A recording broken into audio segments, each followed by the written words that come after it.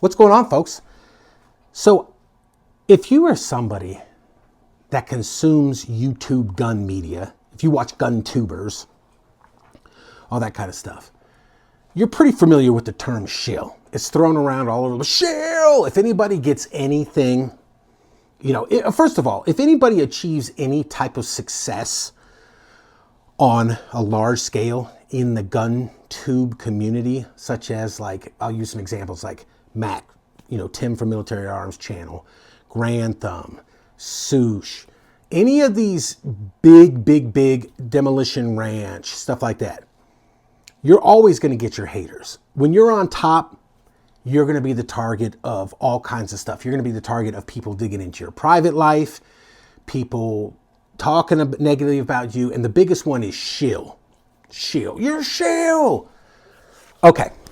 So if we're all familiar with the shill, and the shill is usually somebody who gives nothing but positive reviews. I've heard people say that about Swoosh's channel.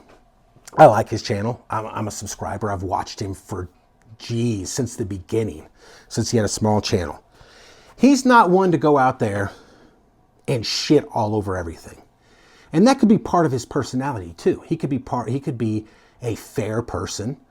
And it could also be that modern day firearms, for the most part, modern day manufacturing technology, firearms, stuff like that, we have some very reliable firearms nowadays. So it's hard to find ones that are super stinkers. They're out there, but it's hard to find ones that are super stinkers. So if we're all familiar with what the term shill is, which is the one which are, as we discussed, somebody that never has anything negative to say, a company gives them something, they give them a glowing review, even though it's a piece of shit. What do we call the people on the opposite side? Because in my opinion, there are roughly three types of channels, okay? As far as when it comes to reviewing firearms and firearm-related products.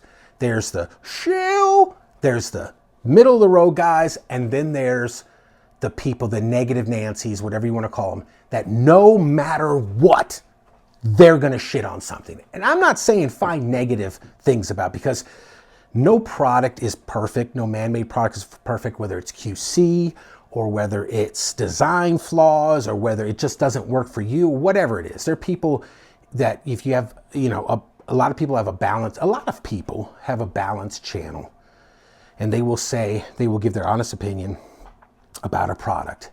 And you can do that without being a dickhead. But and we've all met people like this in life that are dickheads. They just shit on everything no matter what it is. You show up with a new car, they'll be there to shit on it. You show up with, hey man, look at this, I got all A's. They're gonna shit on you. Those people exist in the gun tube world too. Doesn't matter what it is, a product could be amazing. And not everybody, a large majority of gun reviewers go, this thing is freaking great. I love it. You're going to get the person that will absolutely shit on it no matter what. And they have those channels. And there's a little bit of motivation to do that, because when it comes to YouTube, usually negative videos get higher views. Okay?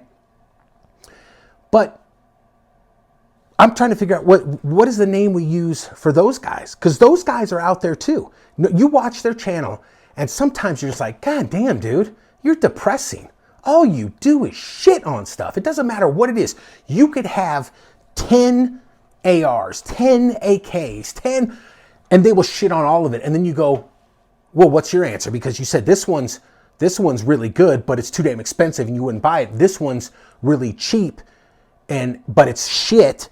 And something in the middle is still not good enough. It's like nothing is ever fucking good enough for these people. Ever. They're not, they have to act like they're not, I'm not impressed by that shit. Shit is junk.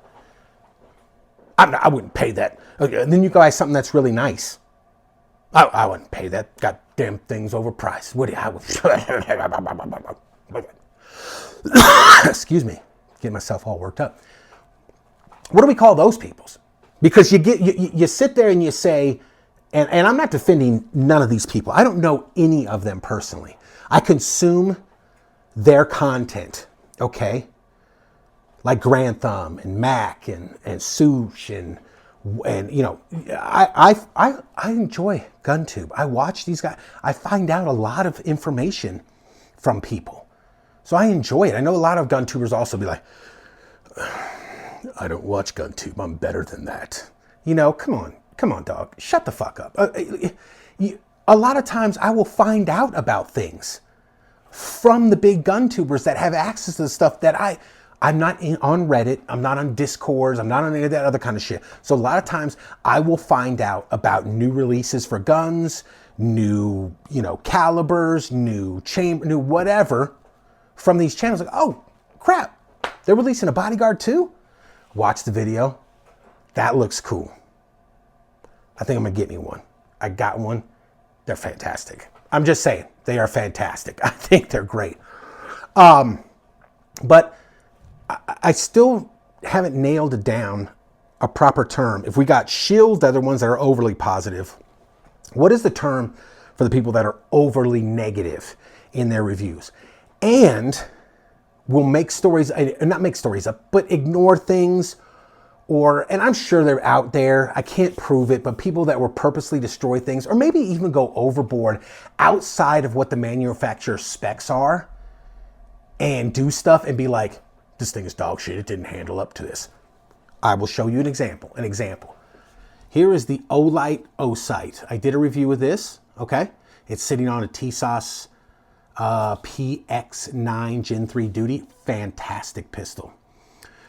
There were a lot of people, in my opinion, that were purposely trying to destroy this thing. Now, I'm not saying there's not certain criticisms about this sight. I think for the money, this offers a fantastic value for money. I think it's innovating. You know, one thing about companies that take chances, like Olight, okay? Olight will take chances. They get into the red dot market. They expand the window size. They do all that kind of stuff. PSA is another one. But to take chances like that, you risk catching backlash because you're trying to innovate new. You're not shitting out the same cookie cutter, whatever. PSA says we're going to make all these cool guns that people want, but they can't get anymore because a lot of times they're out of production or they're price prohibitive or whatever. And then to tool up and do all that stuff. And then PSA, now they might put out something that's not the greatest. I've had issues with PSA, but I like PSA. I think they're an innovative company. I think they are doing things that a lot of companies either can't do or won't do as far as putting out all kinds of different, you know, guns and offerings and all kinds of stuff like that. But I saw a lot of videos where people took these and threw them on concrete. Where does the manufacturer say this thing's concrete proof? Or I've seen some reasonable tests, like somebody will freeze it, then shoot it, see if it loses zero, set it up, fire a bunch of rounds, cycle it a bunch of times, maybe rack it on the table, you know, and do like that. Maybe drop it on some grass, but they'll take it. I've seen some where they take it and they drop it from what, in my opinion, would be extreme height, right on the thing, like glass broke, piece of shit. Okay, everybody has different experiences. So far, this thing for me has been awesome. It's worked great. So, you know, some people have different experiences. There was one channel though that he was talking about, one of the problems with it, it sounded like right from the get-go, he was looking to shit on this thing. So he had mounted to a PSA pistol. He complained about, he said, one of his friends or another channel, whatever it was, couldn't co-witness the sights through, could not co-witness the sights through. As you can see, I can co-witness. This has a green fiber optic on here. So you can see, I don't know if you can even see the dot. Yeah, you could barely see the dot right there. But there's the green fiber optic. So as you can see, I can co-witness. And the green fiber optic, if it's hard to see, let me see if I can get, there's a little bit better. It goes boop right in line when I co-witness. His claim was that it bottoms out, the dot disappears before he can line his sights up. And he had it on a PSA dagger. So it might be the pistol, it might be a deeper cut, it might be a more shallow cut, whatever. But one thing I noticed, and some people pointed out in his comments, was that he was missing a front sight. So how can you say you can't line the sights up, co-witness through it, and the dot bottoms out when you have no front sight? That was one. Then the second one was, he rapid fired. He's like, the glass broke just from me rapid firing. He slows it down. Sometimes, he fires it and the casings are ejecting directly into the face of the sight. Like 6 of them in a row. Bang, bang, bang, bang, bang. And they're like, and you see it break. Some glass fall off. And people in there are like, bro, the casings are ejecting directly into the glass on the sight. And then he showed it in slow motion. You can see the casings eject, bang, bang, bang. They're bouncing off. I don't even know the name of the channel. I just came across it. I was like, oh, this thing's a piece of shit. All I did was rapid fire it, and it broke. All I did was rapid fire and it broke. Are you shitting me? Are you serious right now? Because I literally saw on video in slow motion the casing smashing up against this glass. Now, could a Trijicon RMR handle that? Maybe. Maybe it could. I don't know a lot of glass sights that can handle casings ejecting out at speed this close to the ejection port and smashing into the front.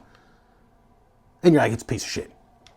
Where on there does it say, do you see Olight doing factory tests on this saying, man, drop this from a helicopter, dog. It'll keep working. They don't say this is military rated, go to war rated, beating it with a hammer rated, dropping it on concrete from 6 to 8 feet rated. Who's dropping their guns? Who's dropping their guns? I know it happens occasionally, but for me, this works very well on this TSAS. By the way, this is a great pistol for an amazing price. This works very well on here. I would see this as a concealed carry, home defense, maybe even competition where your life's not super dependent on it, range type of thing to practice with red dots. Fire this puppy up, man, until it just keeps shooting it. It doesn't say anywhere where this is a go-to-war optic, throw it in the mud, go-to-war optic, or police duty optic, throw it on the street when you're fighting a criminal type of stuff. If that's your profession and that's what you needed to do, buy something like a Trijicon RMR or something that's really expensive. I think these are a third of the price of an RMR, maybe even less, especially if you get them on deals. This is a solid optic. It's been my experience. So some of these reviewers are disingenuous, and it seems like they want to be negative, maybe because it gets more reviews, or maybe they're those people that you've met through life, no matter what, they can never let themselves have a good time. They got to shit on everything and shit on everybody around them. And those people are just miserable, man. I steer clear of those channels, constantly just stirring shit up, trying to be that asshole. You know, can't let anybody have nothing nice without fucking shitting on it. You know those type of people. But my question is, after all that, what do we call those? Leave some suggestions down in the comments what we call the negative Nancy people that will review shit and just ruin it for everybody else. You know, and not saying that they're not telling the truth sometimes. I'm not saying that. But you can embellish both ways. You can give it an overly glowing review, or you can give it a overly shitty review, you know? So let me know what you guys think in the comments down below. Thanks for watching. We will see you next time.